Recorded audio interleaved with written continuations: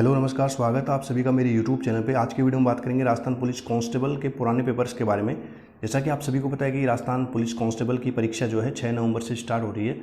तो उसके लिए जो है ओल्ड पेपर्स देखना काफ़ी आवश्यक है, क्योंकि पुराने पेपर्स में काफ़ी क्वेश्चन ऐसे होते हैं जो रिपीट ज़रूर होते हैं।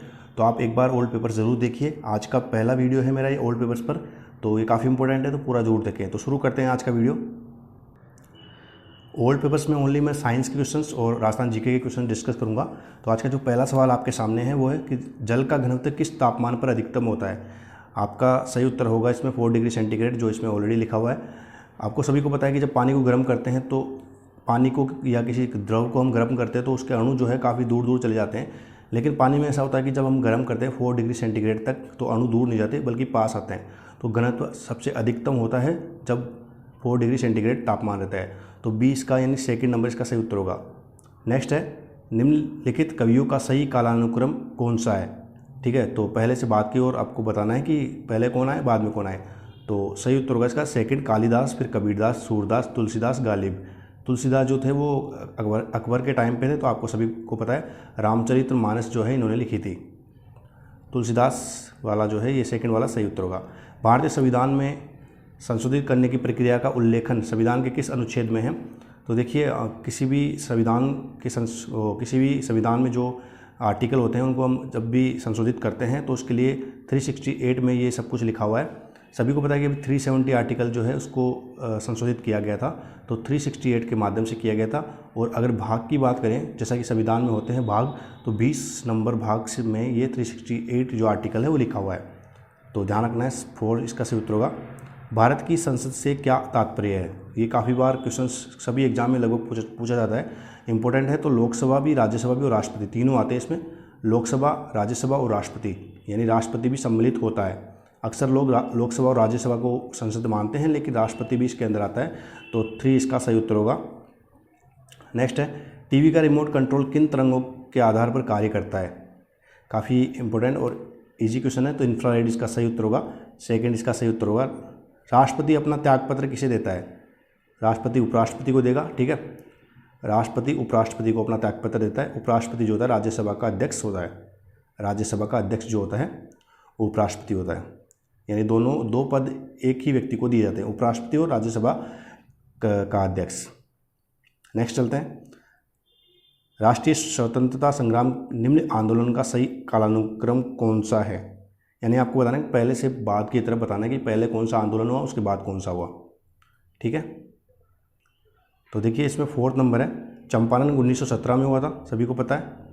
चंपारण असहयोग आंदोलन 1920 से 22 तक चला था। सभी ने अवज्ञा, भारत छोड़ो 1942 में हुआ था।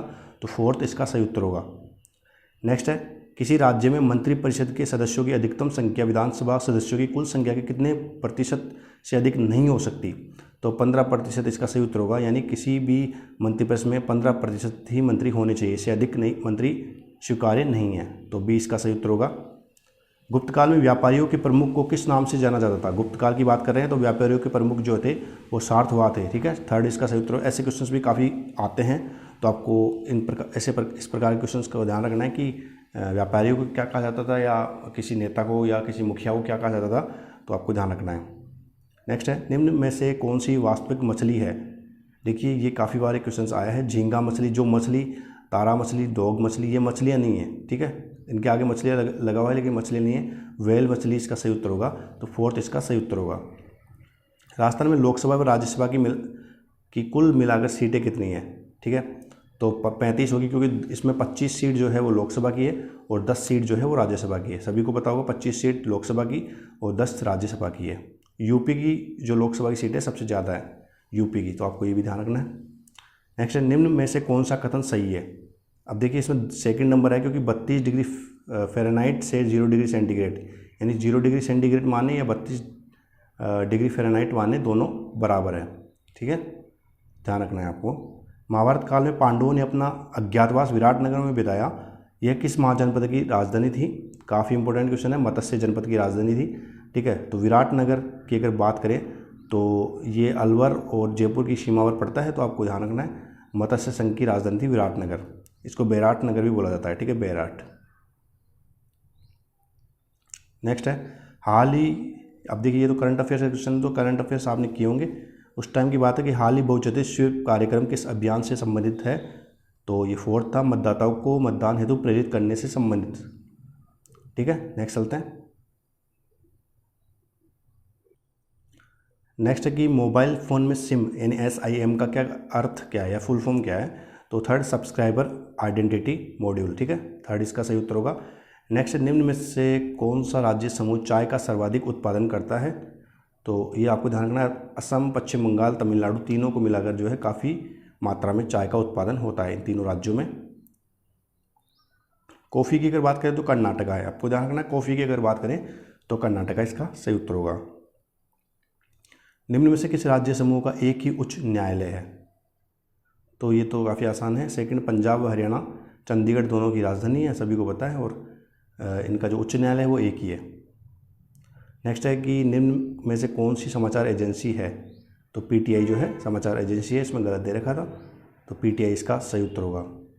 3 बीघा गलियारा किन दो देशों को आपस में जोड़ता है, तो ये भारत और बांग्लादेश जो है, 3 बीघा गलियारा भारत और बांग्लादेश को जोड़ता है। ठीक है, नेक्स्ट, भारतीय और यूनानी कला शैली के मिश्रण से किस कला शैली की उत्पत्ति हुई, तो ये सही उत्तर होगा, गांधार कला शैली की उत्पत्ति भारतीय और यूनानी कला से दोनों की मिश्रित कला जो है गांधार कला शैली कहलाती है। फिल्म भाग मिल्खा भाग के निर्देशक का क्या नाम है, देखिए उस टाइम पे ये फिल्म आई थी तो पूछा गया है इसका डायरेक्टर, तो राकेश ओम प्रकाश मेहरा इसका सही उत्तर होगा। ठीक है, तो अभी भी आपको करंट अफेयर्स में ऐसे क्वेश्चन ध्यान रखने हैं कि जो इम्पोर्टेंट, जो अभी हाल ही में चर्चा में है, उनके बारे में ध्यान रखना है। भगत सिंह ने किस स्थान पर बम फेंका था, तो सभी को पता है सेंट्रल असेंबली। ठीक है, सेंट्रल असेंबली में जो है बम फेंका था, तो आपको ध्यान रखना है। नेक्स्ट है कि वर्ष 2011 की जनगणना के अनुसार भारत के किस शहर की जनसंख्या सर्वाधिक है।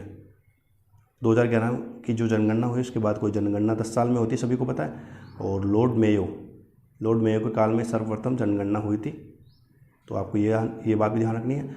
और 2011 के बारे में पूछा गया है तो किस शहर में थी, तो मुंबई में इसका सही उत्तर है। और अगर राज्य की बात करें तो यूपी राज्य में सर्वाधिक जनसंख्या थी, सबसे कम सिक्किम में थी। ठीक है, केरल में साक्षरता सबसे ज़्यादा थी, और अगर बात करें सबसे कम तो बिहार में थी। नेक्स्ट, अंटार्कटिका में स्थापित की गई प्रथम भारतीय स्थायी प्रयोगशाला को क्या नाम दिया गया है, तो दक्षिण गंगोत्री। सभी को पता है कि अंटार्कटिका यहाँ होता है, भारत से अगर बात करें तो दक्षिण में, तो दक्षिण गंगोत्री इसका सही उत्तर होगा।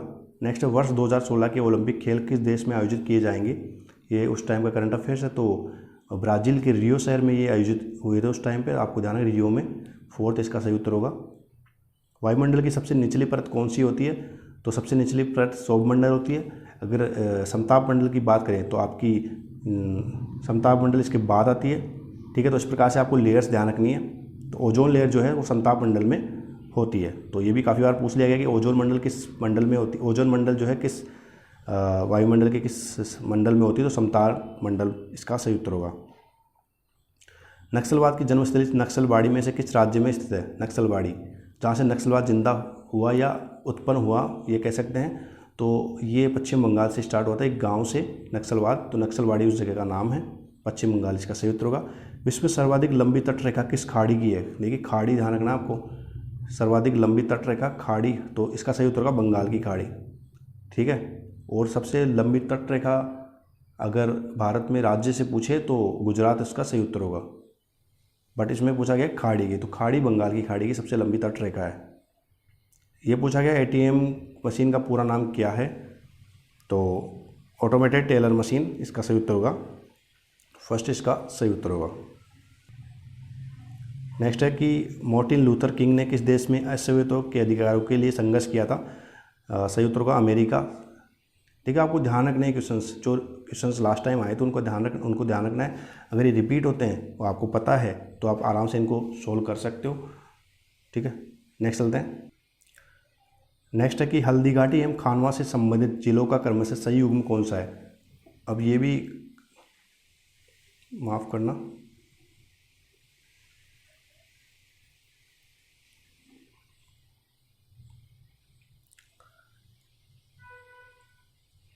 नेक्स्ट है हल्दीघाटी एवं खानवा से संबंधित जिलों का क्रमशः सही युग्म कौन सा है, तो इसका सही उत्तर होगा, आपको सभी को पता है, राजसमंद और भरतपुर। खानवा जो है भरतपुर में, महाराणा सांगा व बाबर के बीच में युद्ध हुआ था खानवा का। हल्दी घाटी का महाराणा प्रताप व अकबर के बीच में हुआ था।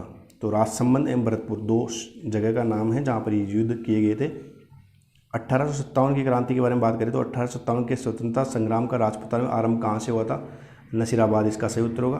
फर्स्ट टाइम ये सबसे पहले यहाँ पर स्टार्ट हुआ था, नसीराबाद। और नीमच ओनली एक ऐसी छावनी थी जो आज के वर्तमान अगर परिदृश्य में देखें तो राजस्थान से बाहर है, ठीक है, तो एमपी के अंदर आती है, ठीक है। तो नीमच के बारे में आपको ध्यान रखना है। राणा कुंभा द्वारा निर्मित अचलगढ़ का किला किस स्थान पर स्थित है? तो माउंट आबू में अचलगढ़ का किला। किले कौन सी जगह पर है ये आपको जरूर ध्यान रखना है। निम्न में से कौन सी भू राजस्व व्यवस्था राजा टोडरमल से संबंधित है? तो जरीब इसका सही उत्तर होगा, सेकंड। सागरमल गोपा का संबंध किस रियासत से है? तो जैसलमेर इसका सही उत्तर होगा। मकराना में मिलने वाला प्रसिद्ध संगमरमर किस किस्म का है? कैल्साइट इसका सही उत्तर होगा। निम्न में से किस राजा को अभिनव भट्टाचार्य, हिंदू सुल्तान, छाप गुरु, राय रायन और दान गुरु की उपाधियों से नवाजा गया था? तो 3 इसका सही उत्तर होगा, राणा कुंभा, ठीक है। कुंभा को ये सब उपाधि दी गई थी। 84 दुर्ग जो थे राजस्थान मेवाड़ में, 84 दुर्ग में से 32 दुर्ग राणा कुंभा ने